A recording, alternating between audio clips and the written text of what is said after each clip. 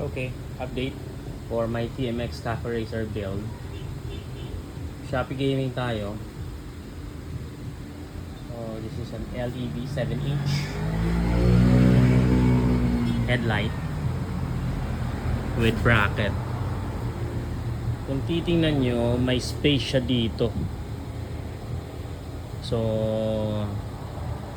siguro pwede siya matago yung space with parang cowling, pero I think mas maganda siguro pag bumili ako ng another bracket na mas maliit para yung headlight medyo dikit sa sa front suspension. Kasyong na-extend yun. Okay, I'll update you guys for my TMX 125 Taco Racer build. So far, well, almost satisfied sa headlight kasi malaki siya. Hindi ko pa siya nasubukan paandarin. We'll see. Comment down pag meron kayong idea na mas maganda pa.